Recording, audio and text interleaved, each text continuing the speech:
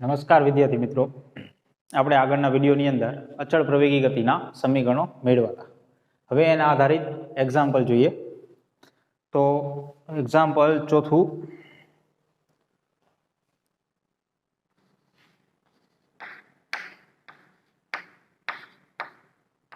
જો ઉદાહરણ 3.4 રકમ.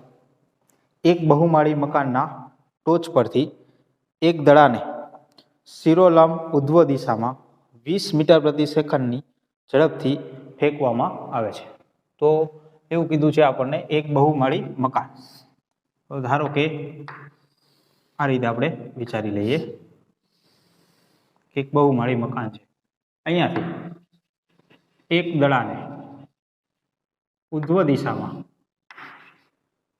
20 મીટર પ્રતિ સેકન્ડ આટલા ઝડપથી ઉધ્વ દિશામાં ફેંકવામાં આવે છે.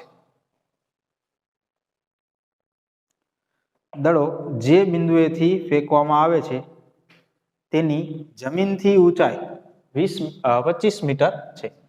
જે જગ્યાએથી દડાને ફેંકવામાં આવે છે એની જમીનથી ઊંચાઈ, એટલે કે બહુમાળી મકાન જે છે એની ઊંચાઈ 25 મીટર છે. તો પેલું, દડો કેટલી ઊંચાઈએ પહોંચશે? તો આપણને પેલું ગણવાનું કીધું છે, દડો કેટલી ઊંચાઈએ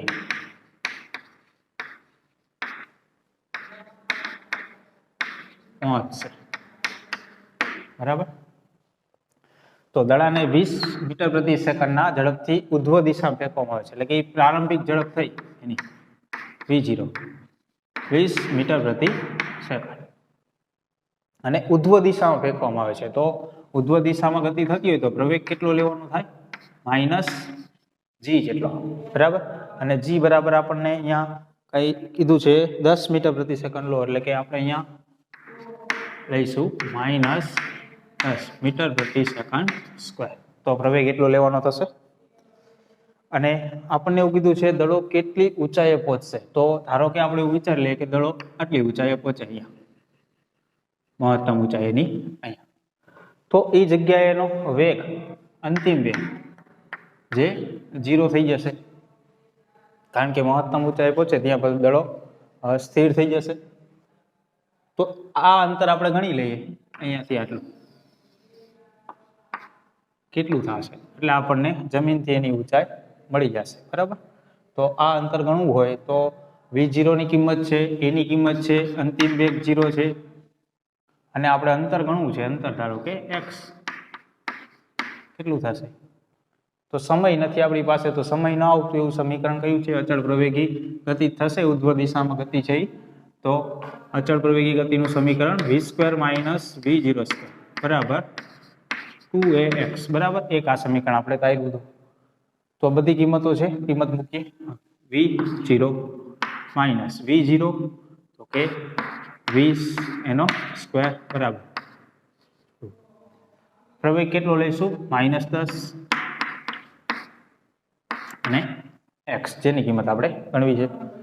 તો માઇનસ માઇનસ પ્લસ થઈ જશે, આ બાજુ થશે 2 × 10 20, તો 1 20 કેન્સલ થઈ જશે. તો x બરાબર કેટલું આવશે? 20 મીટર આવશે, બરાબર. તો અહીંયાથી આ અંતર આવશે 20 મીટર.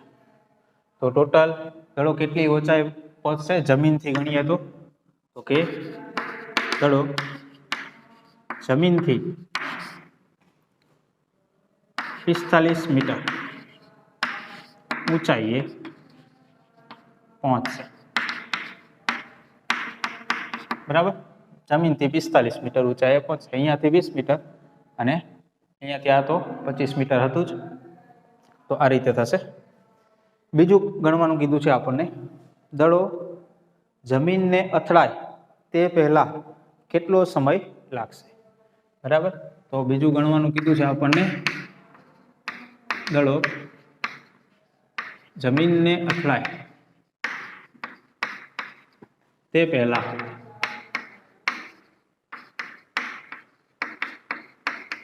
કેટલો સમય લાગશે. આપણને સમય પૂછ્યો છે એટલે કે અહીંયાથી દડાને આપણે ફેંકશું તો ઉપર જશે પહેલા, પછી આ રીતે જમીન પર આવશે. અહીંયા ગતિના બે ભાગ થશે. એક તો દડો અહીંયા પહોંચશે, બરાબર, એ ગતિ ઉધ્વ દિશામાં થઈ. પછી ત્યાંથી દડો નીચે આવશે, એ ગતિ નીચેની દિશામાં મુક્ત પતનની ગતિ થઈ. તો બંને ગતિ અલગ અલગ થઈ, તો બંને માટે સમય આપણને અલગ અલગ ગણવો પડશે. તો પહેલા આપણે એવું ગણીએ કે મહત્તમ ઊંચાઈએ પહોંચે એના માટે કેટલો સમય લાગશે. તો ધારી લઈએ કે T1 જેટલો સમય લાગશે. દડો મહત્તમ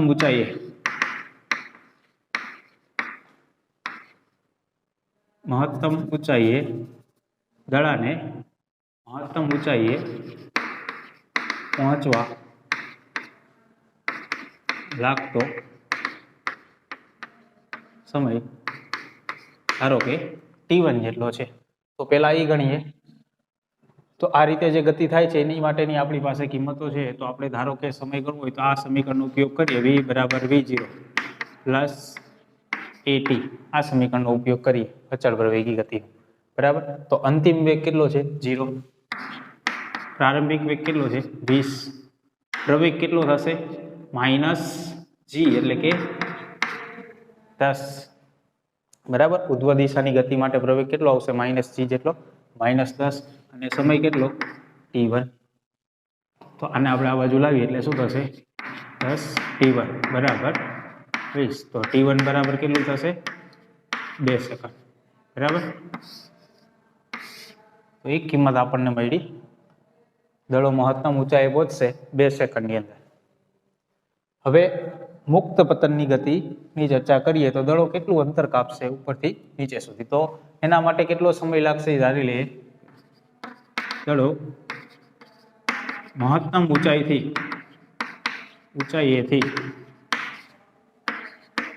જમીનને અથડાય ત્યારે લાગતો સમય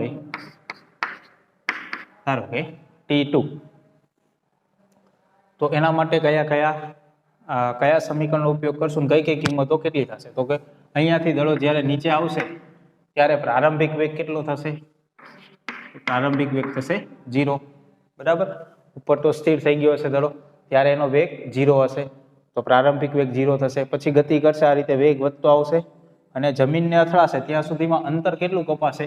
તો કે પહેલા 20 મીટર અંતર કાપશે, પછી આ 25 મીટર અંતર કાપશે. તો ટોટલ અંતર કેટલું કાપશે? x બરાબર તો કે 45 મીટર અંતર કાપશે. પછી કઈ કિંમત છે આપણી પાસે? તો કે પ્રવેગ કેટલો લઈશું? તો કે અહીંયા પ્રવેગ લેવાનો થશે +g 10 મીટર પ્રતિ સેકન્ડ સ્ક્વેર. શા માટે આપણે પ્લસ લઈશું પ્રવેગ? કારણ કે મુક્ત પતન ગતિ થઈ ગઈ, વેગમાં વધારો થયો. વેગમાં વધારો થાય તો પ્રવેગ કેવો આવે? પ્લસ આવે. તો આટલી કિંમતો છે. તો કયા સમીકરણનો ઉપયોગ કરશું? તો કે x બરાબર v0t પ્લસ 1/2 at², બરાબર. આ સમીકરણનો ઉપયોગ કરશું. તો કે x બરાબર કેટલું? તો કે 45 v0 0 એટલે કે 0 થશે, પ્લસ 1/2 પ્રવેગ કેટલો? g જેટલો એટલે કે 10 અને t². તો સમય કેટલો આપણે લીધો? T2. તો અહીંયા બે કેન્સલ થશે, કેટલું થશે? 5. તો 45 બરાબર 5 T2². 5 છેદમાં જશે, બરાબર. તો T2² બરાબર કેટલું આવશે?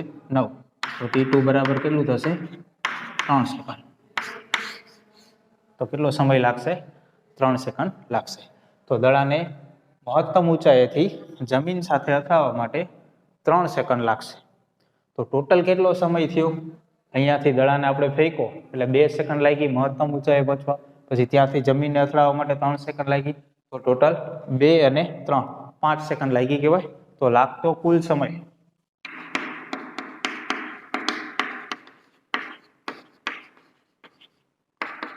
T1 પ્લસ T2 એટલે કે 2 + 3 બરાબર 5 સેકન્ડ થશે, બરાબર. તો બીજો પ્રશ્ન આપણને પૂછ્યો તો દડો જમીનને અથડાય તે પહેલા કેટલો સમય લાગશે? તો એ પહેલા કેટલો સમય લાગશે? 5 સેકન્ડ લાગશે. આ જ દાખલાને આપણે બીજી રીતે પણ ગણી શકીએ, બરાબર. બીજા સમીકરણનો ઉપયોગ કરીએ તો પણ કિંમતો મળશે, થોડુંક લેન્થી થાય. તો બીજી રીતે પણ ગણી શકાય, એવું નથી. બીજો એકાદ એક્ઝામ્પલ જોઈએ. એના પછીનો ઉદાહરણ જે છે એની અંદર મુક્ત પતનની ગતિના આલેખો કઈ રીતે આપણે દોરી શકીએ એ જોઈએ.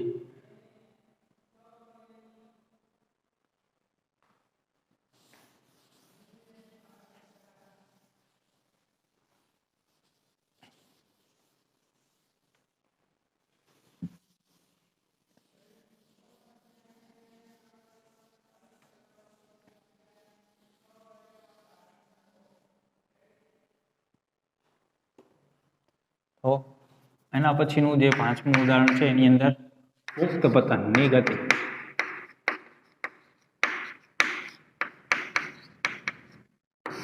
એના આલેખો આપણે મેળવવા હોય તો પહેલા તો એના આપણે સમીકરણો મેળવીએ. તો પ્રવેગ આમાં કેટલો લેવાનો થાય તો કે g જેટલો 10 મીટર પ્રતિ સેકન્ડ સ્ક્વેર, બરાબર. અને જો તમે બે રીતે સંજ્ઞા પ્રણાલી લઈ શકો, મુક્ત પતનની ગતિની અંદર વેગમાં વધારો થાય એટલે પ્રવેગ પ્લસ હોય, પરંતુ જો તમે એવું વિચારો કે નીચેની દિશામાં ઋણ y અક્ષ હોય તો ઋણ y અક્ષ હોય તો -g પણ લઈ શકો, બરાબર. -g લઈ અને ઉદાહરણની અંદર દોર્યું છે આપણે પ્લસ જ લઈશું તો પ્લસ લઈને ગણીએ. મુક્ત પતનની અંદર પ્રારંભિક વેગ કેટલો હોય 0 હોય, બરાબર. તો બધા સમીકરણો કઈ રીતે મળશે અચળ પ્રવેગ ગતિ? તો પહેલું સમીકરણ v બરાબર v0 પ્લસ at. આ કઈ રીતનું બનશે તો કે v બરાબર v0 0 પ્રવેગ g અને સમય t. એક સમીકરણ આ રીતે આવશે, બરાબર. બીજું સમીકરણ તો x બરાબર v0 t plus 1/2 at square. તો આ સમીકરણ કઈ રીતે થશે કે x બરાબર v0 t, જે v0 ની કિંમત 0 છે જે 0 થઈ જશે, તો 1/2 પ્રવેગની કિંમત g અને t સ્ક્વેર. તો એક સમીકરણ આ રીતે થશે. પછી ત્રીજું સમીકરણ v square minus v0 square બરાબર 2ax.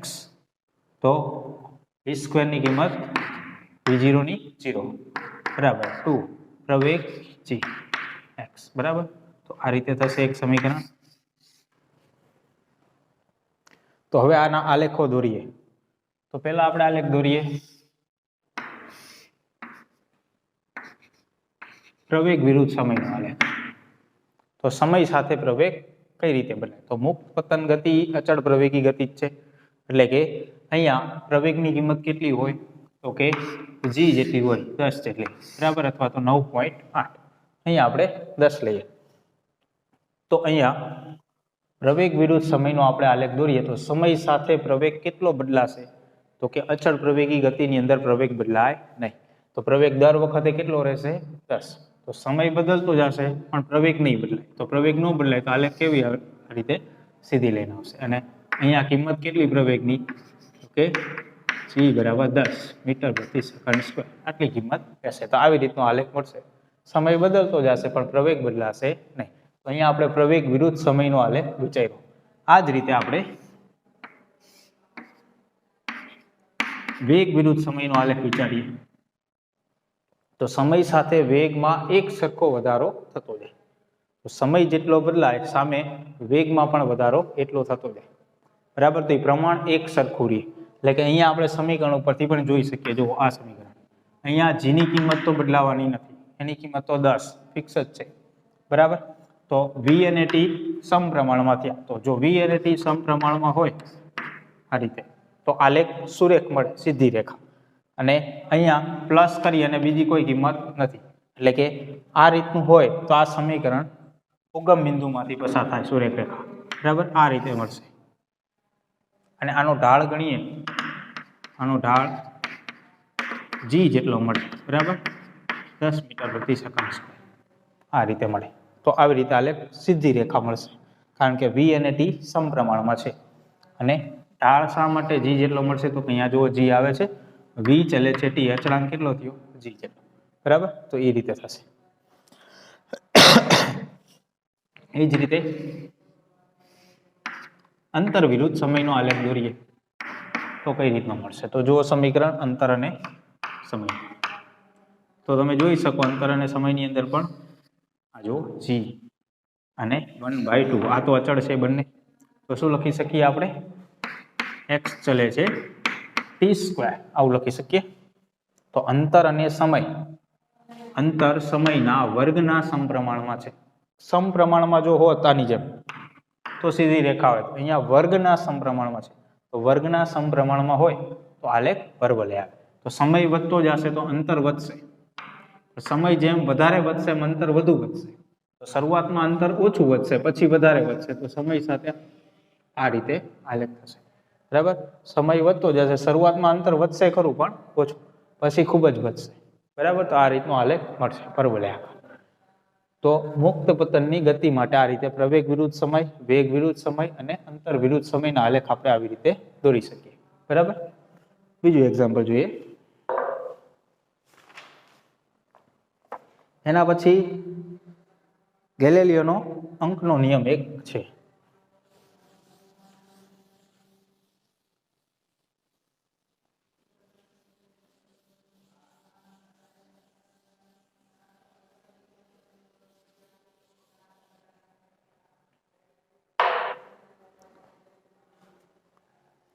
જેની અંદર કીધું છે, આના પછીનું જ ઉદાહરણ છે, છઠ્ઠું ઉદાહરણ, ગેલેલિયોનો અંકનો નિયમ, જેમાં એને કીધું છે કે સ્થિર સ્થિતિમાંથી મુક્ત પતન પામતા પદાર્થ દ્વારા સમાન સમયગાળામાં કપાતા અંતરો એકબીજાના એવા ગુણોત્તરમાં હશે કે જે ગુણોત્તર 1 થી શરૂ થતી એકી સંખ્યાઓ માટે, એટલે કે 1:3:5:7 એમ સાબિત કરો. બરાબર, મુક્ત પતનની ગતિની અંદર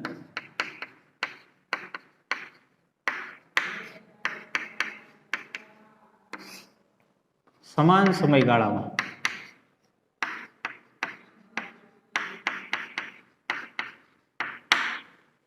બરાબર, એક તો એવું બધું સમાન સમયગાળામાં કપાતા અંતર એનો ગુણોત્તર 1:3:5:7:9 આ રીતે મળશે. આવું સાબિત કરવાનું કીધું. તો સમયગાળો અને અંતર, તો સમયગાળો અને અંતર વચ્ચેનું સમીકરણ મુક્ત પતન માટે કે આપણે આ રીતે લખી શકીએ, x બરાબર v0t પ્લસ 1/2 t². મુક્ત પતનની ગતિ છે તો v0 0 હશે, તો સમીકરણ શું બનશે? x બરાબર 1/2 પ્રવેગ g જેટલો લેવાનો ને t², આ રીતે થશે. તો આ સમીકરણના આધારે હવે આપણે વિચારીએ. સમયગાળો સમાન લેવાનો, સામે કપાતું અંતર એનો ગુણોત્તર લેતો જવાનો. બરાબર, તો પહેલા તો આપણે t1 બરાબર 1 સેકન્ડ લઈએ, તો x1 બરાબર કેટલું મળશે? તો કે 1/2 g આટલું મળશે. પછી t2 બરાબર 2 સેકન્ડ લઈએ, તો x2 બરાબર કેટલું મળશે? 1/2 g, t ની જગ્યાએ 2 સેકન્ડ લઈએ એટલે 2/4. બરાબર, આ રીતે થશે.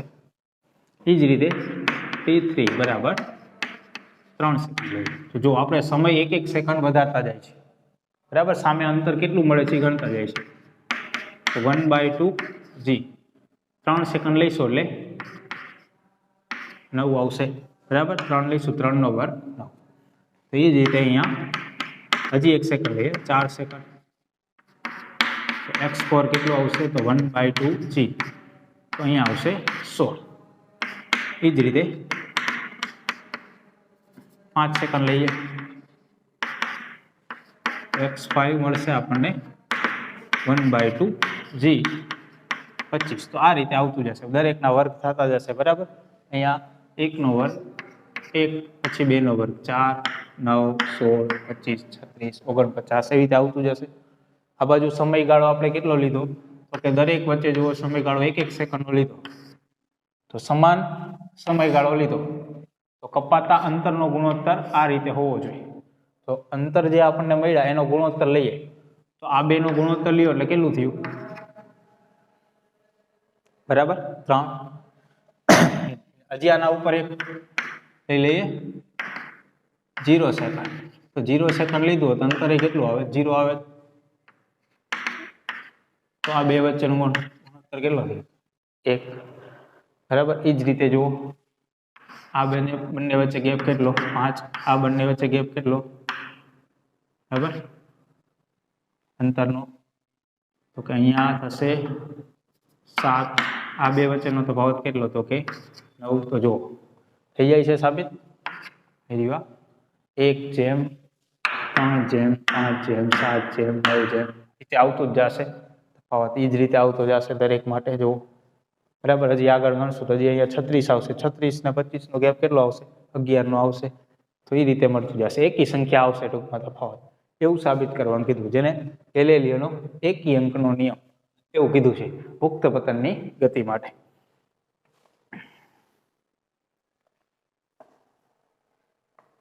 એના પછી નું ઉદાહરણ જોઈએ.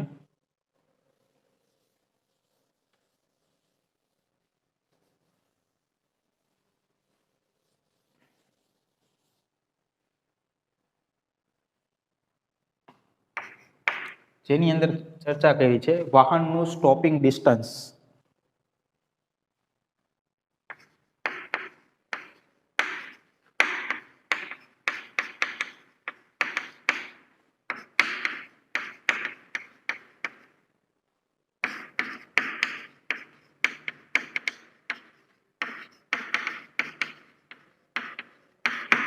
બરાબર, સ્ટોપિંગ ડિસ્ટન્સની વ્યાખ્યા આપી છે. તો કોને કહેવાય સ્ટોપિંગ ડિસ્ટન્સ? તો કોઈ ગમે ત્યારે વાહન જ્યારે ગતિ કરતું હશે અને અચાનક રસ્તામાં કંઈક આવે તો વાહન બ્રેક મારે, તો બ્રેક મારશે પછી થોડુંક અંતર કપાશે. તો બ્રેક માર્યા પછી જે વધારાનું અંતર કપાય એને સ્ટોપિંગ ડિસ્ટન્સ કહેવાય. બરાબર. તો સ્ટોપિંગ ડિસ્ટન્સની વ્યાખ્યા અંદર આપી છે આપણને રકમની અંદર કે ગતિમાન વાહનને બ્રેક લગાડવામાં આવે ત્યારે તે થોભે તે પહેલા તેણે કાપેલ અંતરને વાહનનું સ્ટોપિંગ ડિસ્ટન્સ કહે છે. અને આપણને એના માટેનું સમીકરણ મેળવવું છે. તો સમીકરણ આપણે કઈ રીતે મેળવશું? તો સ્ટોપિંગ ડિસ્ટન્સનું સમીકરણ મેળવવું હોય તો વાહન બ્રેક મારશે અને જે વધારાનું અંતર કાપશે. તો આપણે એવું વિચારીએ કે ધારો કે આ જગ્યાએ બ્રેક મારી વાહને અને અહીંયા ઊભું રહીએ આ જગ્યાએ, તો જ્યાં ઊભું રહેશે ત્યાં એનો વેગ કેટલો થશે? 0. તો જ્યાંથી બ્રેક મારશે ત્યારે એનો વેગ 0 નહીં હોય, ત્યારે કંઈક વેગ હશે. બરાબર. તો બ્રેક મારશે એટલે પછી આ દિશામાં શું થશે? એના વેગમાં ઘટાડો. ધીમે ધીમે વેગ ઘટતો જશે અને 0 થઈ જશે. તો એ જે વધારાનું અંતર કપાણું આ અંતરને કહેવાય સ્ટોપિંગ ડિસ્ટન્સ, જેને આપણે ds વડે દર્શાવીએ. તો અહીંયા વેગમાં ઘટાડો થશે. બરાબર. તો આ સમયગાળાની અંદર જે ધીમે ધીમે વેગમાં ઘટાડો થયો હોય એ એક સરખો જ હશે. તો અહીંયા આ જે ગતિ છે એ અચળ પ્રવેગી ગતિ થશે. તો અચળ પ્રવેગી ગતિ થાય તો આપણે આવું લખી શકીએ v² - v0² બરાબર 2ax. તો અંતિમ વેગ અહીંયા કેટલો થશે? 0 માઇનસ v0² પ્રારંભિક વેગ 2. અહીંયા પ્રવેગ ધારો કે a જેટલો હશે તો અહીંયા પ્રવેગ માઇનસ આવશે, કારણ કે વેગમાં શું થશે? ઘટાડો થશે. તો માઇનસ a અને અંતર જેને આપણે સ્ટોપિંગ ડિસ્ટન્સ કહીશું ds. તો માઇનસ માઇનસ પ્લસ થઈ જશે. તો ds બરાબર શું થશે? v0²/2a. તો આ સ્ટોપિંગ ડિસ્ટન્સનું સૂત્ર થઈ જશે. બરાબર. આના આધારે આપણે હવે કહી શકીએ કે સ્ટોપિંગ ડિસ્ટન્સ જે છે એ પ્રારંભિક વેગ ઉપર આધાર રાખશે, એના વર્ગના સમપ્રમાણમાં છે. કે ધારો કે આપણે 10 મીટર પ્રતિ સેકન્ડના વેગથી કોઈ બાઇક ગતિ કરે છે અને બ્રેક મારશે, તો જે સ્ટોપિંગ ડિસ્ટન્સ હશે એના કરતાં 20 મીટર પ્રતિ સેકન્ડના વેગથી ગતિ કરતી હશે કોઈ બાઇક અને એ બ્રેક મારશે, તો એમાં જે સ્ટોપિંગ ડિસ્ટન્સ મળશે એ 4 ગણું હશે. કારણ કે 10 વેગ હશે અને 20 વેગ એટલે કે ડબલ થયો, તો 20 નો વર્ગ થશે જે 400 થશે, 10 નો વર્ગ થશે એ 100 થશે. તો ડિફરન્સ જે છે એ 4 ગણો રહેશે. બરાબર. તો v0 વેગથી ગતિ કરતો હોય અને ધારો કે 2v0 વેગથી ગતિ કરે તો સ્ટોપિંગ ડિસ્ટન્સ 4 ગણું થઈ જાય.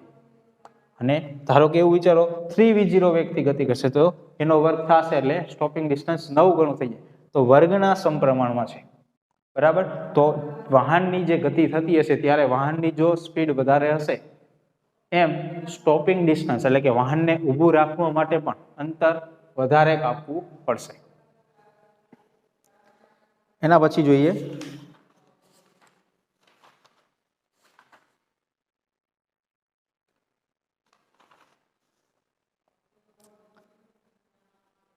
સ્વાધ્યાયમાં જોઈએ છઠ્ઠો દાખલો.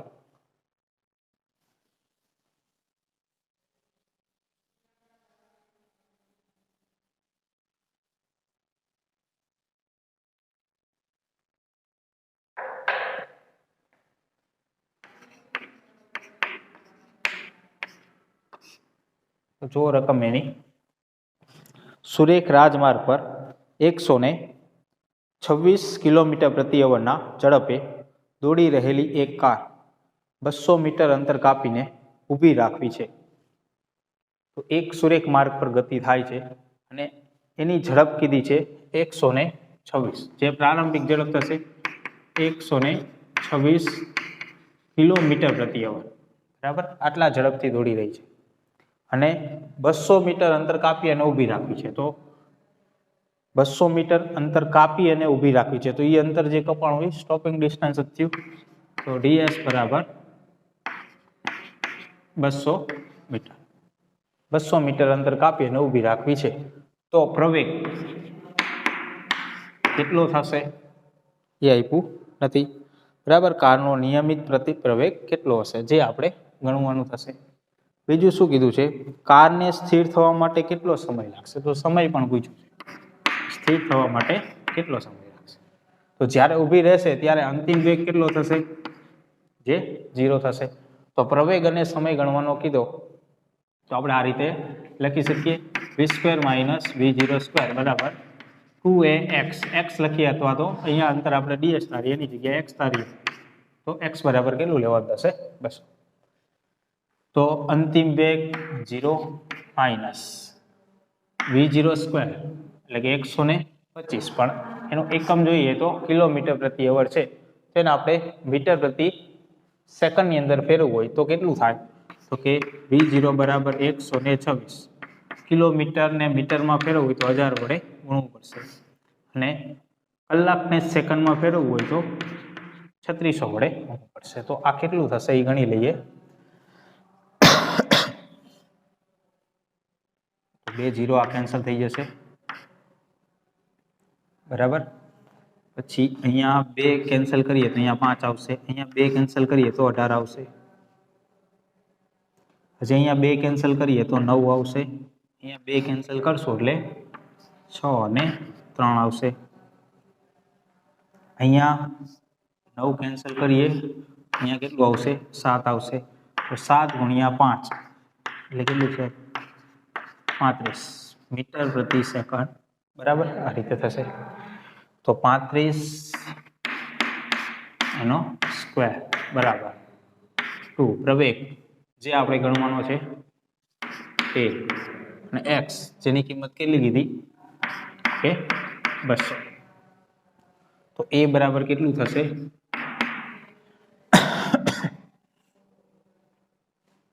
તો અહીંયા આવશે 35 નો સ્ક્વેર માઇનસ 2 અને 200, તો છેદમાં આવશે 400. તો પ્રવેગ આવશે માઇનસ, બરાબર. કેલ્સીમાં ગણી નાખજો, પોઈન્ટમાં આવશે કે 35 છે એટલે અહીંયા 2 વડે ભાગ નહીં ચાલે એટલે પોઈન્ટમાં આવશે, જે આવે બરાબર.